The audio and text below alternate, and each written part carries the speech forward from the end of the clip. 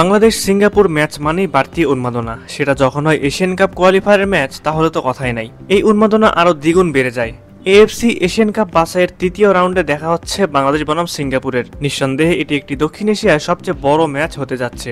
এই ম্যাচকে ঘিরে দর্শকদের মধ্যে রয়েছে তুমুল উত্তেজনা। এই দুই দলের সাথে সি গ্রুপে রয়েছে হংকং ও ভারত। গ্রুপের প্রতিটি দলই খেলেছে একটি করে ম্যাচ। প্রতিটি দলই সেই ম্যাচ ড্র করে, যার ফলে সবগুলো দলের পয়েন্ট এখন সমান এক পয়েন্ট নিয়ে গ্রুপের শীর্ষে অবস্থান করছে বাংলাদেশ।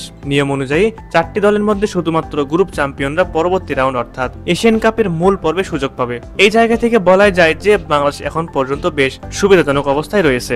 যদিও এই অবস্থান ধরে রাখতে হলে পরবর্তী ম্যাচ অর্থাৎ সিঙ্গাপুরের বিপক্ষে হোম ম্যাচে জয়ের কোনো বিকল্প নেই। ম্যাচ পরিসংখ্যান ও সাম্প্রতিক ফর্ম বিবেচনা করলে কোন দল এগিয়ে থাকবে তাই জানাবো আজকের ভিডিওতে। আগামী 10ই জুন সিঙ্গাপুরের বিপক্ষে ঢাকা জাতীয় স্টেডিয়ামে অনুষ্ঠিত হতে যাওয়া এশিয়ান কাপ 2027 বাছাই পর্বের তৃতীয় রাউন্ডের ম্যাচ মাঠে গড়াবে। দক্ষিণ এশিয়ার মধ্যে র্যাঙ্কিংয়ে বাংলাদেশের চেয়ে বেশ এগিয়ে রয়েছে সিঙ্গাপুর।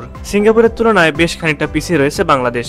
বাংলাদেশের বর্তমান র্যাঙ্কিং 183 ও সিঙ্গাপুরের র্যাঙ্কিং 161। র্যাঙ্কিং হিসেবে হয়তো আপনি অলরেডি বিবেচনা করে ফেলেছেন যে সিঙ্গাপুরের কাছে পাত্তাই পাবে না বাংলাদেশ। যদি আপনি এই চিন্তা করেন, তাহলে বলবো আপনি ভুলের সাগরে হাবুডুবু খাচ্ছেন। সবশেষ ম্যাচের দিকে তাকালে আপনি বুঝতে পারবেন বাংলাদেশ ফুটবল দল কতটা উন্নতি করেছে। যদিও বাংলাদেশের ফরওয়ার্ড লাইনে দুর্বলতা চোখে পড়ার মতো, তবে সিঙ্গাপুরকে রুখে দেওয়ার মতো সব রকমের সামর্থ্য রাখে বাংলাদেশ।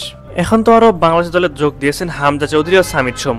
গুঞ্জন রয়েছে সিঙ্গাপুরের বিপক্ষে ম্যাচের আগে যোগ দিতে পারেন কিউবা মিচেলও। শুধুমাত্র হামজার আশায় যে পরিবর্তন বাংলাদেশ ফুটবল দলে লক্ষ্য করা যাচ্ছে তা বলার মতো নয়। শেফিল্ড ইউনাইটেডে খেলা বাংলাদেশি বংশোদ্ভূত English footballer Hamza Chowdhury 1 April Dhaka আসবেন এবং তারপর দলের সাথে ক্যাম্পে যোগ দিবেন। তারপর লম্বা একটা সময় তিনি দলের সাথে অনুশীলন করবেন। এর আগে ভারত ম্যাচে হামজা চৌধুরী বেশি সময় পাননি দলের সতীর্থদের সাথে সময় কাটানোর, তবে এবার দীর্ঘ সময় পাবেন হামজা। ম্যাচ শুরুর প্রায় 10 দিন আগে দলের সাথে যোগ দিবেন তিনি। একই সাথে দলে যোগ দেওয়ার কথা রয়েছে সামিদ সোমের। হামজা এবং সামিদ মিডফিল্ডে তাদের সাথে যদি খেলেন কিউবা মিচেল, তাহলে কতটা শক্তিশালী হবে বাংলাদেশের মিডফিল্ড একবার ভাবুন। আগামী এএফসি এশিয়ান কাপ 2027 বাছাই পর্বের ম্যাচের জন্য জাতীয় ফুটবল দলের কন্ডিশনিং ক্যাম্প শুরু হবে মে মাসের শেষের দিকে। প্রথম পর্যায়ে লোকাল ফুটবলারদের নিয়ে ট্রেনিং শুরু করবেন কোচ হ্যাভিয়ার ক্যাব্রেরা।